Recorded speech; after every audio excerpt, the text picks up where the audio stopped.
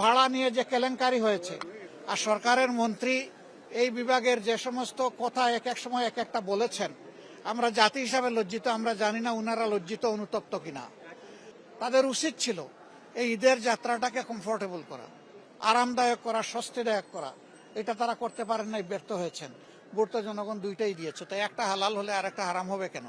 আর একটা যদি হারাম হয় তাইলে আর একটা হালাল হয় কিভাবে? আজকের এই দিনটি মুসলিম উম্মার জন্য আল্লাহ তাআলার পক্ষ থেকে একটা নিয়ামত।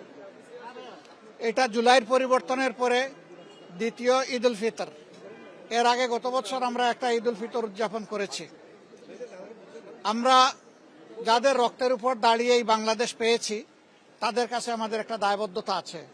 শহীদদের কাছে, আহতদের কাছে, পঙ্গুদের কাছে, জুলাই যোদ্ধাদের কাছে, নির্বিশেষে বাংলাদেশের মুক্তিকামী সমস্ত মানুষের কাছে।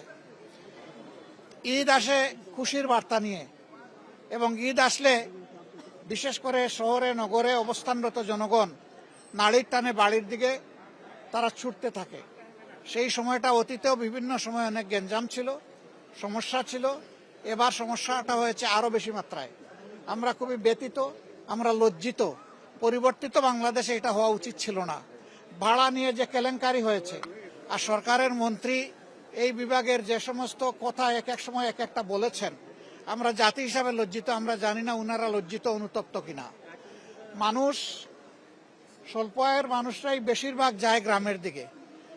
সারা বছরে একটু একটু করে সামান্য টাকা জমায়, কিন্তু সেই টাকাটাই যদি ভাড়ায় সব শেষ হয়ে যায় তাহলে ঈদের আনন্দই তো ম্লান হয়ে যায়।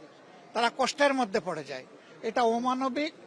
এইটা আসলেই একটা মানবতা বিরোধী অপরাধ, যেটা গোটা জাতির সাথে করা হয়েছে। যারা করেছে তারা নিঃসন্দেহে ভালো কাজ করেনি, আমরা এটা নিন্দা জানাই। তাদের উচিত ছিল এই ঈদের যাত্রাটাকে কমফোর্টেবল করা, আরামদায়ক করা, স্বস্তিদায়ক করা। এটা তারা করতে পারেন নাই, ব্যর্থ হয়েছেন।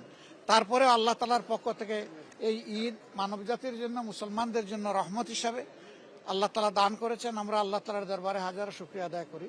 বন্ধুগণ, আমরা যে সময় শান্তিতে এখানে ঈদের নামাজটা আদায় করলাম, আজকে গাজা, ফিলিস্তিন, ইরাক, মধ্যপ্রাচ্যের বিভিন্ন দেশ, আমাদের পার্শ্ববর্তী কাশ্মীর, তারপরে মিন্দানাও, জুলু, ইরিত্রিয়া, সোমালিয়া, এইগুলার দিকে যদি তাকান তাহলে দেখবেন যে আসলে তাদের সেই ঈদের আনন্দ নেই।